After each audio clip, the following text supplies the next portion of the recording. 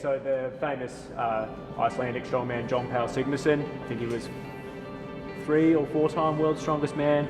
He famously said, I think whilst holding over a 1,000-pound deadlift, he said, "There's no reason to be alive if you cannot do deadlift." Hi, my name's Mason Dannett. I'm 30 years old and I own and run the company Stand or Submit, who make strongman training equipment. We're trying to build the strongman community in Melbourne and Australia as a whole. We think it's important that people take up any sport or recreation that is fitness-based. I've always been into building things. They didn't always work when I was young, but always trying things out. My father's actually a blacksmith, so he built the house that we lived in, built these huge fountains and ironwork pieces. So seeing him from a very young age building these huge things, I kind of always wanted to do it myself. And here I am at 30 building huge things out of steel. I can come to work now at a gym and play with the things that I build and sell. I don't have to work for somebody else and travel all around the world doing jobs that I don't really like doing. I think of an idea, something that I'd like to try out or lift, and then I can go and build it, and then if other people like it, I can sell it. People say you should try and work in the area that you love, and I think I've certainly found myself in that position at the moment. Me and my old housemate decided we'd go to Everest Base Camp and train for that. I went there just before actually starting CrossFit. It was actually what got me into fitness in the first place. Before that, I was extremely unfit. I'd sort of finished an engineering degree, ate way too much KFC, and did not a lot of exercise. We got a little bit of fitness behind us and we got ourselves up there and back again, which was pretty cool.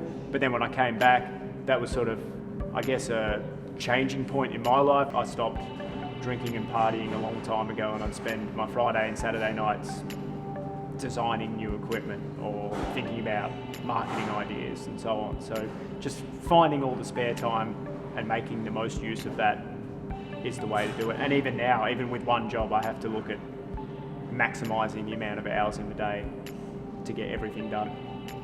It's when you're a small business and you can't afford to employ a lot of people to do all of the things, you essentially have to do them yourself, and that's fine, but you just have to really micromanage your time as effectively as possible.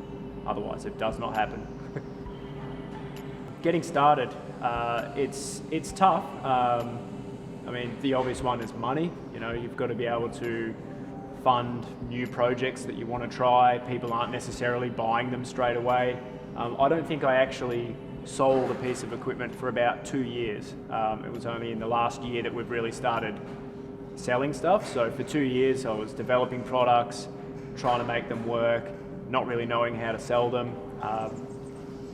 And luckily I was still working full time with my previous job, so I was able to fund the project, but then at the same time, I needed spare time to be able to train as well as build a company and work 5 days a week in a normal job. So I would say the 2 biggest challenges are finding money to start and finding the time to start. After that, the ball started to roll, I suppose, but still plenty of challenges. Guy that actually organises the strongman side of the Arnold's, because it's a huge event. There's 30 sports or something like that involved, and strongman is just one of them. The guy that runs that side of it actually came here to CrossFit Victoria to run a seminar, and we were using some of my equipment for it. And he said, "Wow, it's pretty good stuff. I might have something for you later in the year." So a couple of months down the track, I looked after one of his competitions at his gym, and from there he sort of said, "We're going to do the Arnold's next year. Do you want to get involved?" And I said, "Of course." So yeah, a couple of months later, the Arnold's happened. I think it is sustainable, but I think it will only be as sustainable as I make it, if that makes sense. So if I was to, in a year's time say, "Great, I've made all these products, now I just expect them to sell themselves," I don't think that's a sustainable model. But if I continue to make new products, make improvements on products, continue to listen to what the community wants, I think that can we can continue to evolve and that will be sustainable. You know, there's other people making strongman equipment. Some of it is as good, some of it isn't, but I don't need to worry about whether I'm better than them. I just need to make it as good as possible, and if people appreciate that, they're obviously going to buy my product.